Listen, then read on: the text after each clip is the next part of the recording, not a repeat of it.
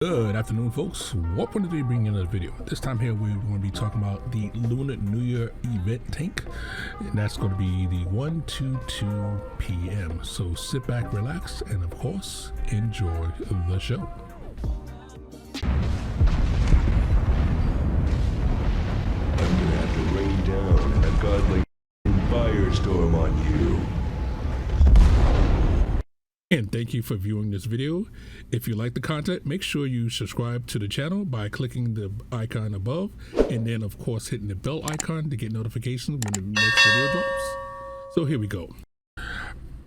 All right, now this one will not be any gameplay. This is basically going to be their crafting about exactly how this tank actually looks and everything else to that, and also what is it all going to be about. Now again, you know how the marathons work and everything else that basically you get a percentage off of when you do certain things for that you know XP, for that you get a chance to get the tank for a cheaper price.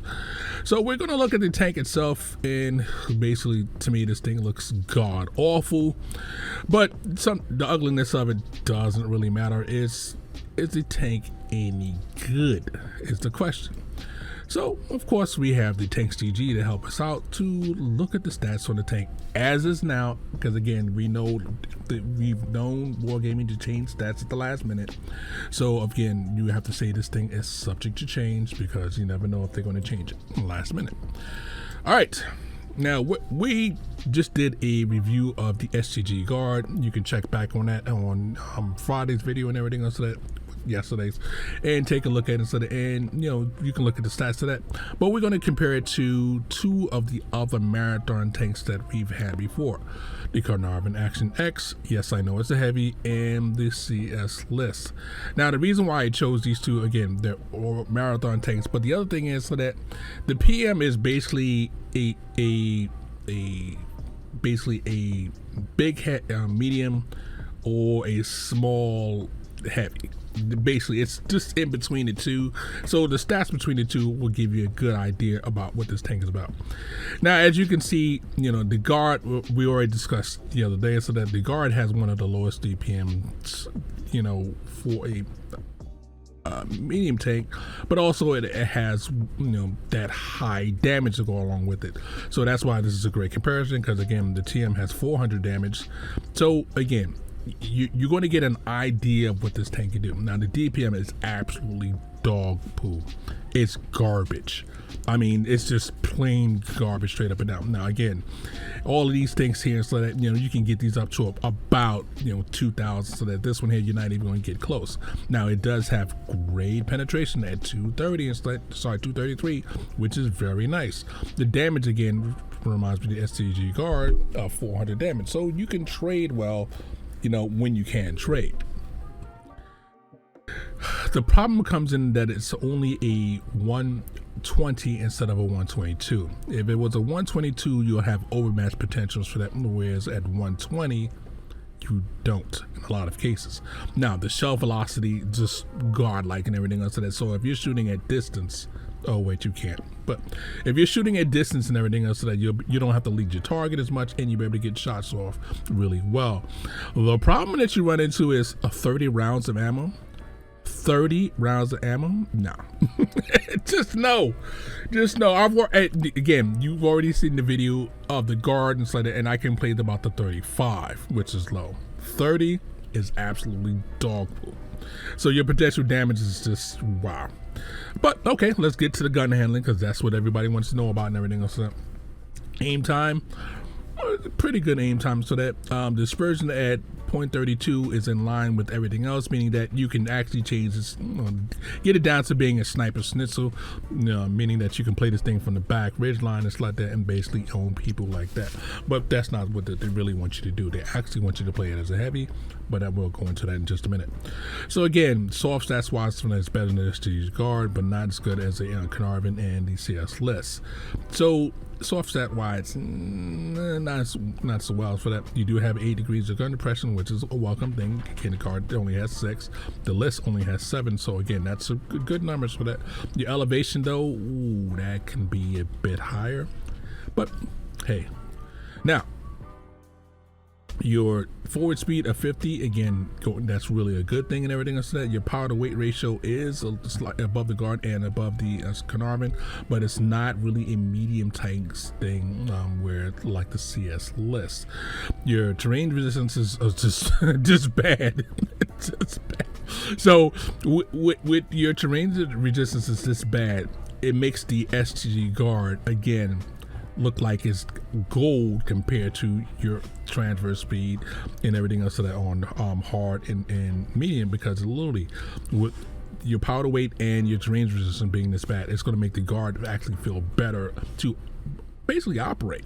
Again, better than Carnarvon Action Nest, but it's just nowhere in CS list category. Now this is where it comes down with what they're basically trying to make you do. Okay.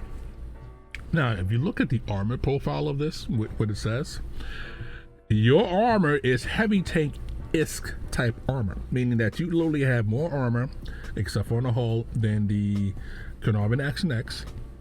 Your turret armor is supposed to be stronger than, again, the Carnarvon Action X.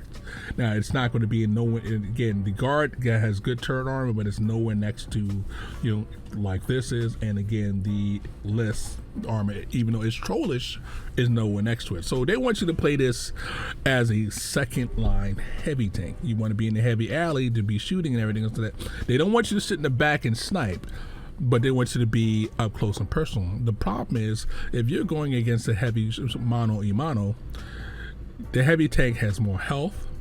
The heavy tank can out-trade you overall for that. And again, you'll basically, if you get in Carnarvon versus this, the Carnarvon's going to stomp you into the dirt. Even though you got great turret armor, you can't be hauled down everywhere.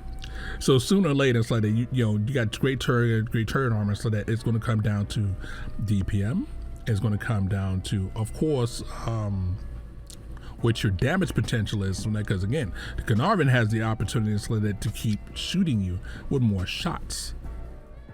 You're limited, so if you miss a shot, especially with your long reload, oof. Literally, the Carnarvon would actually rush you and so that get enough closeness so he can actually hit your weak spots on your body and so that and then destroy you. So yeah. Okay. Now camo wise and everything else of that, it's on the lower side. Again, SGD is higher. The list is right there in that same area, but after firing, it's worse and everything else of that. So, and you're looking at the shell cost. I mean, the shell cost to run this tank is literally going to be expensive as F, you know, to run this tank, because the list is like half as much, even though the DPM. So even if you double this so that, you still are not going to come up to where this is. So this is what you're looking forward to and everything else. Now we're going to go back to take a look at it. Okay, now we're using the Guard as a comparison because with this gun and everything else. So that again, it's going to, if it's trying to bang your lower plate, it's going to have a 50% chance. Your upper plate is going to basically be able to hit anywhere in your upper plate. Now, when you look at the turret front, again, if you hit anywhere towards the middle of the mantle and everything else, that yeah, the Guard's not going to be able to penetrate and everything else. That, but the problem is the Guard's accuracy. This cupolas that's on top, easily pinned, easy pin. So, you know, again, you got two cupolas that are, and especially the one on the this side here is really easy to pin. It's really prominent and everything else of that. So even at distance, you know, you can still, you can see it right here. So that at distance, you still be able to pin this cupolas and everything else of that. So yeah. So this is your new marathon tank and everything else of that. Is it any good? I'm going to leave that up to you, but I'm going to tell you what my thoughts for that. Am I trying for this? No. It's just the DPM is too low. It's too easy to hit certain areas that you really cannot go hold down on and everything like that, because they're trying to make a lot of hold down takes for that. Again, the turret itself is super bouncy and everything like that, but your DPM so slow so that everybody can just basically run around you, get to your side, and then just hand you your behind. So yeah, is it worth it? As it stands right now, to me, no. But you never know, buff might happen, maybe not. But for me, I'm just gonna pass on this one right here. But it's up to you. Again, it's you can get it for free. You know, that's Board Gaming is giving you a bonus for that. If you do enough hours, so you can get this tank for free. But most people are going to get it for a discount.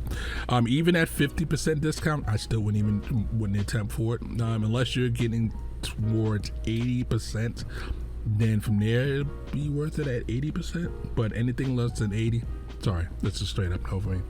Well, thank you guys for watching. This is Warp103 saying warp out, have fun, and of course, we'll catch you on the next one.